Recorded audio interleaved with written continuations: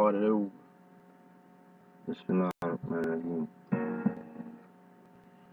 Inshallah, I rise, giving all praise to the Most High God Allah.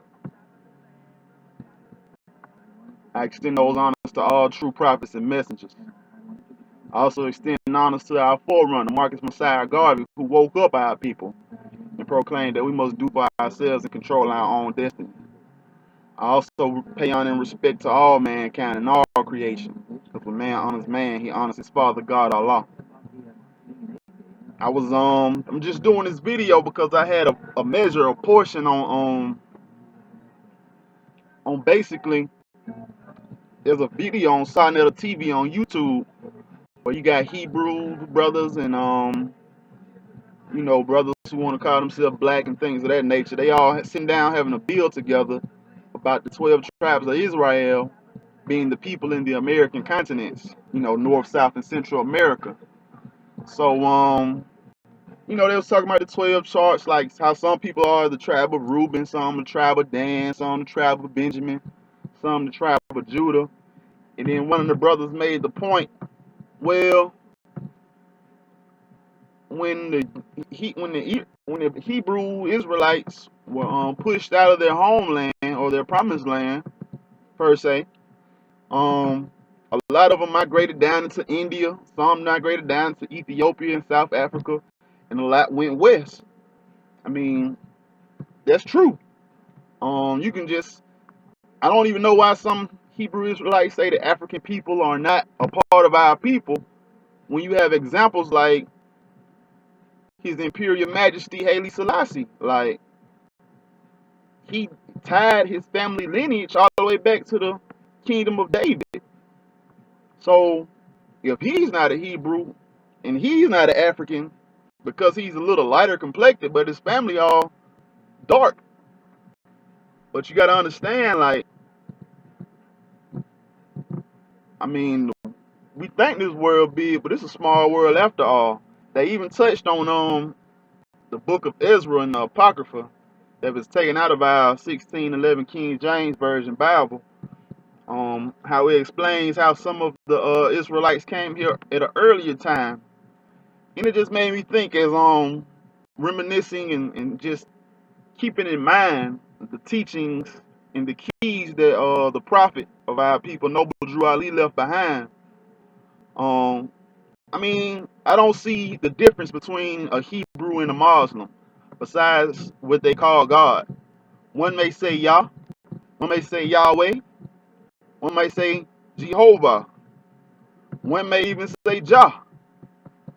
We call him Allah, from the old Canaanite word El.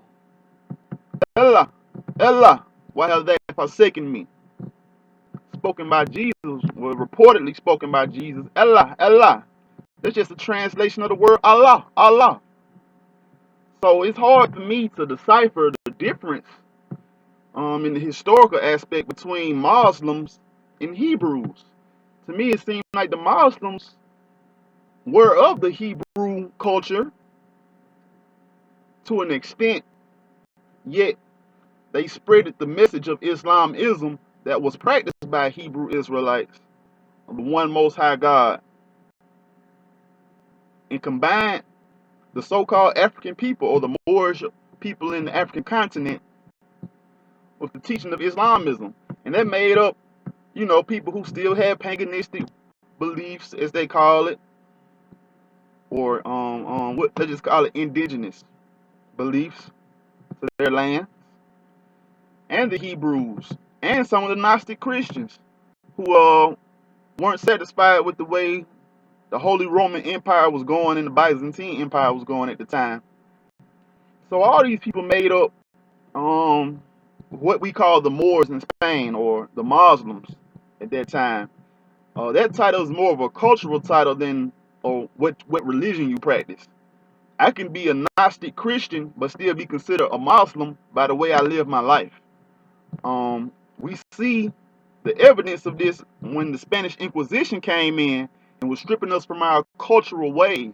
Hebrews, even the Jews who converted around 1100s, And the Muslims, once they stripped you from your cultural practices, then they started to give you another name. They called us Moriscos and things of that nature.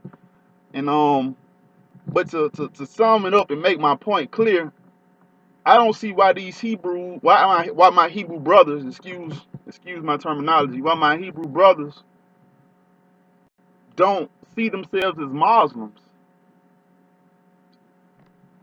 And going back to that 12 tribe chart, where it speaks of the Panamanians and the Puerto Ricans and the Jamaicans and all of that being Hebrews, it really parallels a chapter in the Holy Quran, the Moorish Science Temple of America, different from the Holy Quran of Mecca.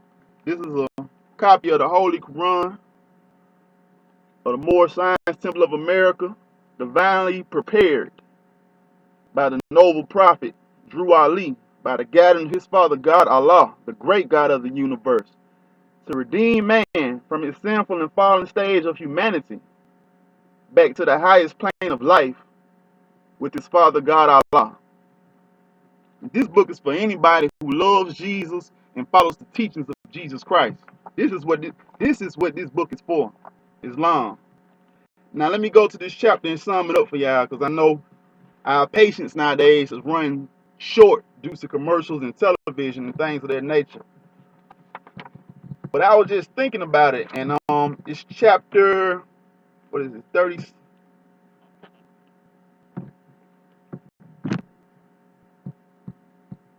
This is chapter 40. Okay, yeah, chapter 40, divine origin of the Asiatic nations. And let's pick it up at verse 2. It says, the key of civilization was and is in the hands of the Asiatic nations. The Moorish, who were the ancient Moabites and the founders of the holy city of Mecca. The Egyptians, who were the Hamites and the direct descendant of Mizraim. The Arabians, the seed of Hagar, Japanese and Chinese. The Hindus of India, the descendants of the ancient Canaanites, Hittites, and Moabites from the land of Canaan. The Asiatic nations and countries in North, South, and Central America. The Moorish Americans and Mexicans in North America, Brazilians, Argentinians, and Chileans in South America. Colombians, Nicaraguans, and the natives of San Salvador in Central America, etc. All of these are Muslims. The Turks are the true descendants of Hagar, who are the chief protectors of the Islamic creed of Mecca, beginning from Muhammad I, the founder of the uniting of Islam by the command of the great universal God Allah. So all I'm really showing and trying to point out to you all is what some people call Hebrew Israelites, other people call Muslims. The culture was called Hebrew, the Hebrew culture, or the Jewish culture in later times. But we got to understand, the letter J wasn't even around until like 1600s. So we know the word Jew was not the title of what the people called themselves in Moorish Spain or during the Moorish Empire. More than likely they called themselves Hebrews and was looked at as Moors or Muslims because of their cultural way of life. So when Noble Drew Ali teaches us that all these people who the Hebrew brothers teach that are the tribes of Israel, they Muslims. Simply put.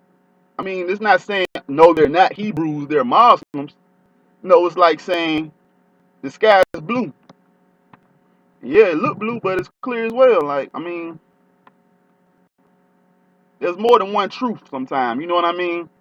So just because you're a Hebrew don't mean that you're not a Muslim. And just because you're a Muslim don't mean you're a Hebrew. Let's wake up, baby, and unite. Let's unite and get our nation going. Don't worry about who ain't gonna come in. Let's worry about those who coming in and trying to move forward. Shalom and peace.